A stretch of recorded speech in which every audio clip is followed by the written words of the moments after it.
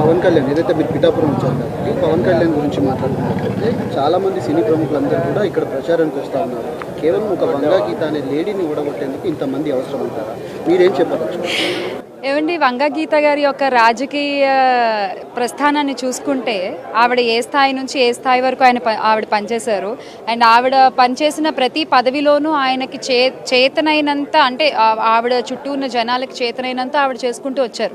Starting from చిన్న position ఇస్తే ఆ పొజిషన్ వరకు ఆవిడ ఎంత చేయగలిగారు, కొంచెం ఆ తర్వాత ఎంపీగా ఎంత చేయగలిగారు చూస్తూనే ఉన్నారు, ప్రజలకి తెలుసు. మరి ఇలాంటి ఒక స్ట్రాంగ్ క్యాండిడేట్ని కొట్టాలి అంటే మరి ఆ మాత్రం సపోర్ట్ అవసరం. జబర్దస్త్ టీం అంతా కూడా ఇక్కడ ప్రచారం చేస్తారు. కేవలం పవన్ కళ్యాణ్ అంత ఇమేజ్ ఉన్న వ్యక్తి అయితే జబర్దస్త్ టీం పనిచేయాల్సిన అవసరం ఏంటి? వాళ్ళు పనిచేస్తున్నారు అంటే మరి ఇంకా రకరకాల కారణాలు ఉంటాయండి, రకరకాల ప్రెషర్స్ ఉండొచ్చు, రకరకాల కారణాలు ఉండొచ్చు. కానీ ఒక్క విషయం ఏంటంటే నేనైతే ఖచ్చితంగా చెప్పాలనుకుంటున్నాను, పిఠాపురంలో వంగా గీత గారి గెలుపు ఆల్రెడీ ఖాయం అయిపోయింది ఎప్పుడో. ఇది కేవలం ఇప్పుడు నేను ఇవాళ ప్రచారంలో జాయిన్ అవ్వడానికి కానీ ఆర్ ఇప్పుడు మళ్ళీ వచ్చావని కలవడానికి కానీ ఇంకొంచెం ప్రయత్నం ఏమిటంటే ఒక భారీ మెజారిటీ కోసం అంతే. ఎందుకంటే గెలిచేది మాత్రం ఆవిడే. ఒకటే విషయం నేను చెప్తున్నాను, అంటే మనం 2 రోజులుగా జరుగుతున్నటువంటి ఒక సంఘటనలు కనుక చూసుకుంటూ ఉన్నట్లయితే, కూటమి అన్నారు, మేనిఫెస్టో రిలీజ్ చేశారు, కానీ దాంట్లో బీజేపీ పెద్దన్న ఆయన ఫోటో లేదు, మాకు ఎటువంటి సంబంధం లేదు అని వాళ్ళు చెప్పడం జరిగింది. సో అక్కడే ఒక మైనస్.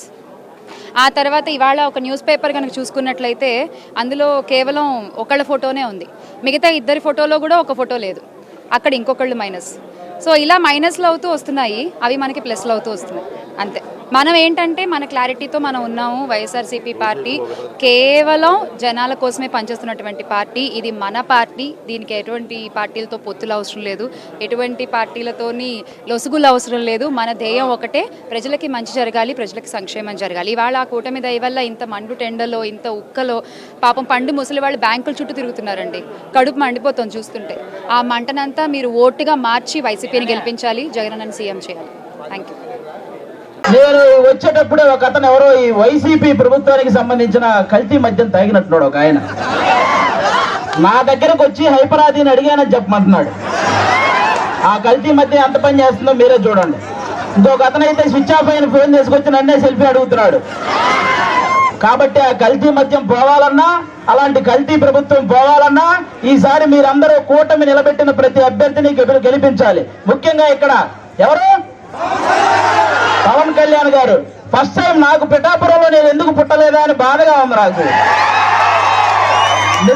నిజంగా పిఠాపురంలో పుట్టుంటే బాగుండేది, డైరెక్ట్ గా పవన్ కళ్యాణ్ గారికి ఓటేసి అదృష్టం ఉండేది కదా అని బాధపడుతున్నాను నిజంగా నేను. కాబట్టి ఇవన్నీ మీరు గమనించి ఈసారి పవన్ కళ్యాణ్ గారిని భారీ మెజారిటీతో గెలిపించాలి.